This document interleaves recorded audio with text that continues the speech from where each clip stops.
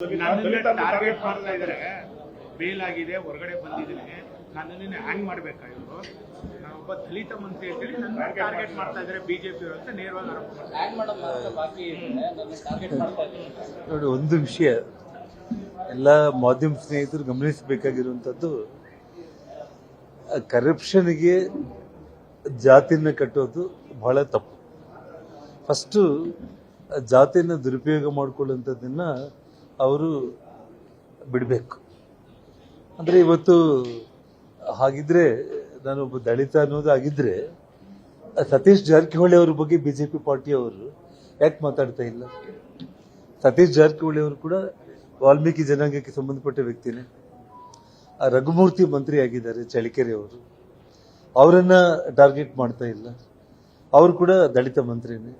ಹಾಗಾಗಿ ನಾಗೇಂದ್ರ ಅವರು ಇವತ್ತು ಜನಾರ್ದನ್ ರೆಡ್ಡಿ ಅವರಿಗೆ ದಲಿತ ಮಂತ್ರಿ ಆಗಿದ್ದಕ್ಕೆ ಹೊಟ್ಟೆ ಕಿಚ್ಚು, ಅಥವಾ ಬಿಜೆಪಿ ಪಕ್ಷದವರಿಗೆ ದಲಿತ ಮಂತ್ರಿ ಆಗಿರೋದಕ್ಕೆ ಹೊಟ್ಟೆ ಕಿಚ್ಚು ಅನ್ನೋದನ್ನ ಫಸ್ಟ್ ಅವ್ರು ಬಿಡಬೇಕು.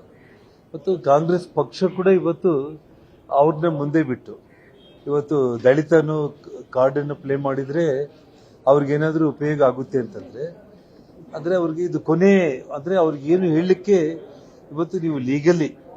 ಮತ್ತೆ ಇನ್ನೊಂದು ವಿಷಯ, ನಾನು ಪ್ರೆಸ್ ಮೀಟ್ ಟೋಟಲ್ ಡೀಟೇಲ್ಡ್ ಆಗಿ ನೋಡಿಲ್ಲ, ನೋಡಿದ್ರೆ ಇನ್ನೂ ಕರೆಕ್ಟಾಗಿ ಹೇಳ್ಬೋದಾಗಿತ್ತು. ಅಮೌಂಟ್ ಎಲ್ಲ ಕೂಡ SIT ಅವರು ರಿಕವರಿ ಸುಮಾರು ಮಾಡಿ ಅಕೌಂಟ್ಗೆ ಹಾಕಿದ್ದಾರೆ. ಅಂದ್ರೆ ನಾನೊಂದು ವಿಷಯ ಹೇಳ್ತೀನಿ ನಿಮ್ಗೆ, ಇವಾಗ ಕಳ್ಳತನ ಮಾಡಿದ್ಮೇಲೆ ಪೊಲೀಸರು ಒಬ್ಬ ಕಳ್ಳ ಯಾವುದೋ ಒಂದು ಪಿಟ್ ಪ್ಯಾಕೆಟ್ ಹೊಡೆದಿರ್ತಾನೆ ಅಂತ ಅನ್ಕೊಳ್ಳಿ, ಅವನ ಅರೆಸ್ಟ್ ಮಾಡ್ತಾರೆ. ಅರೆಸ್ಟ್ ಮಾಡಿಬಿಟ್ಟು ಅವನ ಕಡೆಯಿಂದ ಅಮೌಂಟ್ ರಿಕವರಿ ಮಾಡ್ತಾರೆ. ರಿಕವರಿ ಮಾಡಿದೀವಿ ಅಂತೇಳಿ ಆ ಕಳ್ಳನ ಬಿಟ್ಬಿಡ್ತಾರೆ? ಕಾನೂನಲ್ಲಿ ಆ ರೀತಿ ಅವಕಾಶ ಇದೆನಾ?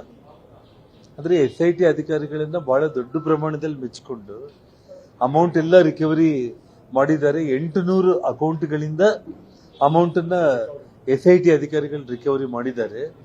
ಬಹಳ ಶ್ಲಾಘನೀಯ ಅಂತೇಳಿ ನಾಗೇಂದ್ರ ಅವರೇ ಹೇಳ್ತಾ ಇದ್ರು.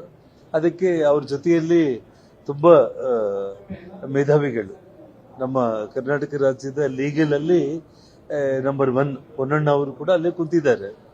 ನನಗೆ ಆಶ್ಚರ್ಯ ಆಗ್ತಾ ಇದೆ. ಅಂದ್ರೆ 800 ಅಕೌಂಟ್ಗಳಿಗೆ ಹೆಂಗೋಯ್ತು, ಯಾಕೆ ಹೋಗ್ಬೇಕಾಯ್ತು?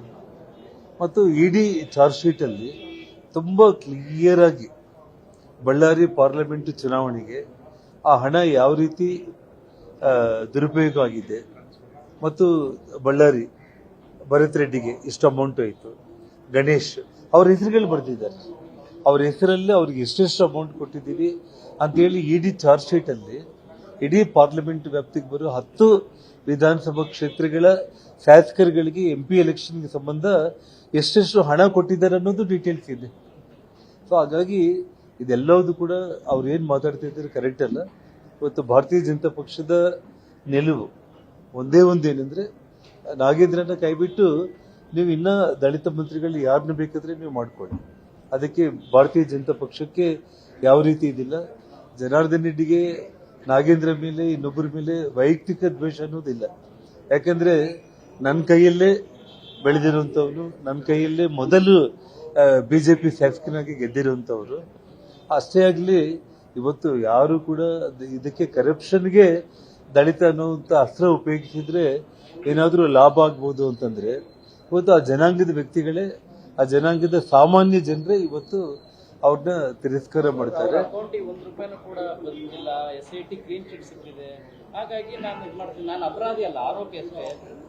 ಇವಾಗ ಎಲ್ಲರೂ ಇವಾಗ ಆರೋಪಿಗಳಾಗಿರ್ಬೋದು, ಅಪರಾಧಿಗಳಾಗಿರ್ಬೋದು, ಇದೆಲ್ಲವೂ ವಿಷಯ ಅಲ್ಲ. ನಾನು ಹೇಳ್ತಾ ಇರುವಂತದ್ದು ಇವಾಗ ಕೇಸು ಡೀಟೇಲ್ಸ್. ಇವಾಗ ಸನ್ಮಾನ್ಯ ಮುಖ್ಯಮಂತ್ರಿಗಳು DK ಶಿವಕುಮಾರ್ ಹೇಳ್ತಾ ಇದ್ರು, ನನ್ನ ಮೇಲೆ ಕೇಸ್ ಇಲ್ಲನ, ಕುಮಾರಸ್ವಾಮಿ ಅವ್ರ ಮೇಲೆ ಕೇಸ್ ಇಲ್ಲನ, ಬಿಜೆಪಿ ಅವ್ರ ಮೇಲೆ ಎಷ್ಟು ಮೇಲೆ ಕೇಸ್ ಇಲ್ಲ ಅಂತಂದ್ರೆ ನನ್ನ ಮೇಲೇನೂ ಕೇಸ್ಗಳಿದೆ, ಅದು ವಿಷಯ ಬೇರೆ. ಈ ಕೇಸ್ ನೇರವಾಗಿ ಸರ್ಕಾರದ ಖಜಾನೆಗೆ ಕೈ ಹಾಕಿ ಹಣ ತಗೊಂಡಿರುವಂತದ್ದು, ಮತ್ತು ಯಾವುದು ಸರ್ಕಾರಕ್ಕೆ ಸಂಬಂಧ ಇಲ್ಲದೇ ಇರುವಂತ 100, 800, 1000 ಅಕೌಂಟ್ಗಳಿಗೆ ಹಣ ಹೋಗಿರುವಂತದ್ದು. ಸೊ ಯಾಕೆ ಆ ಹಣ ಹೋಗ್ಬೇಕಾಗಿರೋದು ಯಾರಿಗೆ? ಒಬ್ಬ ವಾಲ್ಮೀಕಿ ಯುವಕನಿಗೆ ಕಾರ್ ತಗೊಳ್ತಾನ, ಲೋನ್ ಕೊಡಬೇಕು. ಅವನಿಗೆ ಏನಾದರೂ ಎಜುಕೇಶನ್ಗೆ ಸ್ಕಾಲರ್ಶಿಪ್ ಕೊಡಬೇಕು. ಭೂಮಿ ಇಲ್ದಿರುವಂತ ವಾಲ್ಮೀಕಿ ಜನಾಂಗದ ಬಡ ರೈತರಿಗೆ 2 ಎಕರೆ ಜಮೀನು ತಗೊಳ್ಳೋದಕ್ಕೆ ಹಣ ಕೊಡಬೇಕು. ಒಂದು ಟ್ಯಾಕ್ಸಿ ಮಾಡ್ಕೊಂತಾರೆ, ಅದಕ್ಕೆ ಹಣ ಕೊಡಬೇಕು. ಅವ್ರಿಗೆ ಹೋಗಿದ್ರೆ ನಾವು ಸಂತೋಷ ಪಡ್ತಾ ಇದ್ದೀವಿ. ಆದ್ರೆ ಇವತ್ತು ಹಣ ಹೋಗಿರೋದು ಯಾರ ಅಕೌಂಟ್ಗಳಿಗೆ? ಯಾವ ಗೋವಾಗ್ ಹೋಗಿದೆ, ಆಂಧ್ರಾಗ್ ಹೋಗಿದೆ, ಬಳ್ಳಾರಿಗೆ ಬಂದಿದೆ, ಗೋವಾಗ್ ಹೋಗಿದೆ. ಸೊ ಇದು ನಾನು ಮೊದಲಿಂದ ಹೇಳ್ತಾ ಇರೋದು, ನಾಗೇಂದ್ರ ಹೆಸರಿಗೆ ಮಾತ್ರ, ನಾಗೇಂದ್ರ ಮುಖವಾಡ ಇಟ್ಟು ಎಂಟೈರ್ ಹಣವನ್ನ ಕಾಂಗ್ರೆಸ್ ಪಕ್ಷ ನೇರವಾಗಿ ತಗೊಂಡಿರುವಂತದ್ದು. ಹೈಕಮಾಂಡ್ ಇವತ್ತು ಇದರಲ್ಲಿ ಎರಡನೇ ಮಾತೇ ಇಲ್ಲ. ಎಲೆಕ್ಷನ್ಗೆ ಬಳಸಿರೋದು ಸಾಕ್ಷಿ ಸಮೇತ ಸಿಕ್ಕಿದೆಯಲ್ಲ. ನಾಗೇಂದ್ರ ಮುಖಕ್ಕೆ ಬೆಣ್ಣೆ ಹಚ್ಚಿ, ಮುಖದ ಮೇಲೆ ಅವ್ರೇನು ಬೆಣ್ಣೆ ತಿಂದಿಲ್ಲ, ಹಚ್ಚಿ ಟೋಟಲ್ ತಿಂದಿರೋದು ಕಾಂಗ್ರೆಸ್ ಪಕ್ಷ. ದಲಿತ ಟ್ರಂಪ್ ಕಾರ್ಡ್ ಯೂಸ್ ಮಾಡ್ತಾ ಇದ್ದಾರೆ. ಅದನ್ನೇ ಅದ್ರ ಜೊತೆಗೆ ನನ್ನ ಮೇಲೆ ಇರುವಂತದ್ದು, ನಾನು ಈ ಪ್ರಕರಣದಲ್ಲಿ ಎಲ್ಲ ದುಡ್ಡು ಈಗಾಗಲೇ ಖಜಾನೆ ವಾಪಸ್ ಬಂದಿದೆ. ಆದ್ರೆ ರಾಮುಲ್ ಅವರು 26 ಎಕರೆ ಜಮೀನಿದ್ದು ಹೇಳಿರೋದು, ಅದೊಂದು ಪ್ರಸ್ತಾಪ ಮಾಡಿದ್ದಾರೆ. ನೋಡಿ, ತನಿಖೆ ಮಾಡಿಸ್ತೀವಿ ಅಂತ ಹೇಳ್ತಾ ಇದ್ದಾರೆ. ಶ್ರೀರಾಮುಲು ಅವ್ರ ಹೆಸರಲ್ಲಿ ಪ್ರೈವೇಟ್ ಲ್ಯಾಂಡ್, ಇಬ್ಬರು ಪ್ರೈವೇಟ್ ವ್ಯಕ್ತಿಗಳ ನಡುವೆ ಇರುವಂತದ್ದು, ಅವು ಸಿವಿಲ್ ಮ್ಯಾಟರ್ಸ್ ಆಗುತ್ತೆ. ಇವತ್ತು ಸರ್ಕಾರಿ ಜಮೀನೇನಾದ್ರೂ ಕಬಳಿಸಿದ್ರೆ ಅದನ್ನ ಮಾತಾಡಲಿ. ನೋಡಿ, ಅವರಿಗೆ ನಿಶ್ಶಕ್ತರಾಗ್ಬಿಟ್ಟು ಏನ್ ಮಾತಾಡ್ಬೇಕಂತ ಹೇಳಿ ತೋರಿಸ್ತಾ ಇಲ್ಲ. ಶ್ರೀರಾಮುಲು ಅವ್ರ ಮೇಲೆ ಯಾವುದೇ ಒಂದು ಸರ್ಕಾರದ ವಿಚಾರದಲ್ಲಾಗಿರ್ಬೋದು, ಒಂದು ಕರಪ್ಷನ್ ಆಗಿರ್ಬೋದು, ಇನ್ನೊಂದಾಗಿರ್ಬೋದು, ಯಾವುದೂ ಇಲ್ಲ. ಮತ್ತೆ ಅವ್ರು ಹೇಳಿರುವಂತ ಭೂಮಿ ವಿಚಾರ ಕೂಡ ಇಬ್ಬರು ಪ್ರೈವೇಟ್ ವ್ಯಕ್ತಿಗಳಿರುವಂತ ಸಿವಿಲ್ ಮ್ಯಾಟರ್ನ ಇದನ್ನ ಹೇಳೋದಕ್ಕಿಲ್ಲ. ಗವರ್ಮೆಂಟ್ ಲ್ಯಾಂಡ್ ಏನಾದ್ರೂ ತಗೊಂಡಿದ್ರೆ ಬಂದು ರೆಕಾರ್ಡ್ ತೋರಿಸಿ ಮಾತಾಡಿ ಅಂತ ಹೇಳಿ. ಆಲ್ರೆಡಿ ಲೋಕಾಯುಕ್ತಕ್ಕೆ ಇವ್ರು ಕಂಪ್ಲೇಂಟ್ ಕೊಟ್ಟು ಅದು ಕೋರ್ಟ್ ಅಲ್ಲಿ ಕೇಸ್ ನಡೀತಾ ಇದೆಯಲ್ಲ ಸರ್. ಸರ್, ನೀವೆಷ್ಟು ಹಠ ಹಿಡಿದಿರೋ ಅವರು ಕೂಡ ರಾಜೀನಾಮೆ ಕೊಡೋದಿಲ್ಲ ಅಂತ ಅಷ್ಟೇ ಹಠ ಹಿಡಿದಿದ್ದಾರೆ ಸರ್. ಈಗ 3 ದಿನಗಳ ಸದನ ತುಂಬಾ ಟೈಮ್ ವೇಸ್ಟ್ ಆಗಿ ಹೋಯ್ತು. ಒಂದು ವಿಷಯ, ಮುಂದೆನೂ ಕೂಡ ಅದೇ ರೀತಿ ಕಾಂಗ್ರೆಸ್ ಪಕ್ಷ ಈ ವಿಷಯದಲ್ಲಿ ಸಾರ್ವಜನಿಕವಾಗಿ ಜನರ ಒಂದು ತೀರ್ಮಾನಗಳಿಗೆ ಅವ್ರಿಗೆ ಎಷ್ಟು ದೊಡ್ಡ ಹೊಡೆತ ಬೀಳುತ್ತೆ ಈ ವಿಷಯದಲ್ಲಿ, ಅದು ಮುಖ್ಯಮಂತ್ರಿಗಳು ಅವ್ರ ವಿವೇಚನೆಗೆ ಬಿಟ್ಟಿದ್ರು. ಅರ್ಥ ಆಯ್ತಾ? ನಮ್ಮ ಹೋರಾಟ ಅಂತೂ ಬಿಜೆಪಿ ಪಕ್ಷ ನಾಗೇಂದ್ರ ಅವ್ರನ್ನ ವಜಾ ಮಾಡುವವರೆಗೂ ಹೋರಾಟ ಮಾಡ್ಬೇಕಂತೇಳಿ ಪಕ್ಷ ತೀರ್ಮಾನ ಮಾಡಿದೆ. ಪಕ್ಷದ ಆದೇಶದಂತೆ ನಾವು ಹೋರಾಟ ಮಾಡ್ತೇವೆ. ಚರ್ಚೆಗೆ ಬರ್ಲಿ, ನಾವು ಉತ್ತರ ಕೊಡ್ತೀವಿ ಅಂತ ಹೇಳ್ತಾರೆ. ಅದು ಪ್ರತಿಪಕ್ಷ ನಾಯಕರು, ರಾಜ್ಯಾಧ್ಯಕ್ಷರು ಹೇಳ್ತಾರೆ. ಚರ್ಚೆಗೆ ಸರ್, ಬರ್ಲಿ, ನಾವು ಆಮೇಲೆ ಉತ್ತರ ಬಹುತೇಕವಾಗಿ ಕೊಡ್ತೀವಿ ಅಂತ ಸರ್, ಹೇಳ್ತಾರೆ. ಕಾಂಗ್ರೆಸ್ ನಲ್ಲಿರ್ತಕ್ಕಂಥ ಹಿರಿಯ ಶಾಸಕರು ಕೂಡ ನಾಗೇಂದ್ರ ಅವರಿಗೆ ಸಚಿವ ಸ್ಥಾನ ಕೊಟ್ಟಿದ್ದು ಯಾಕೆ ಅಂತ ಪ್ರಶ್ನೆ ಮಾಡಿದ್ದಾರೆ ಸರ್. ಬೇರೆಯವ್ರು ಕೊಡ್ಬೋದಾಗಿತ್ತು, ಯಾಕೆ ಅದನ್ನೇ ಇವಾಗ ನಾವು ಹೇಳ್ತಾ ಇರೋದು. ಇವಾಗ ನಾವು ಕಂಪ್ಲೀಟ್ ಅದೇ ಸಮುದಾಯದಲ್ಲಿ ಸಾಕಷ್ಟು ಮಂದಿ ಇದಾರಲ್ಲ. ಮತ್ತೆ ಇವತ್ತು ಬಿಜೆಪಿ ಪಾರ್ಟಿ ಸತೀಶ್ ಜಾರಕಿಹೊಳಿ ಅವ್ರನ್ನ, ರಘುಮೂರ್ತಿ ಅವ್ರನ್ನ ಯಾಕೆ ಟಾರ್ಗೆಟ್ ಮಾಡ್ತಾ ಇಲ್ಲ? ಸೊ ಹಾಗಾಗಿ ಇದು ಅನಾವಶ್ಯಕವಾಗಿ ದಲಿತ ಕಾರ್ಡನ್ನ ಪ್ಲೇ ಮಾಡ್ತಾ ಇರೋದು ತಪ್ಪು.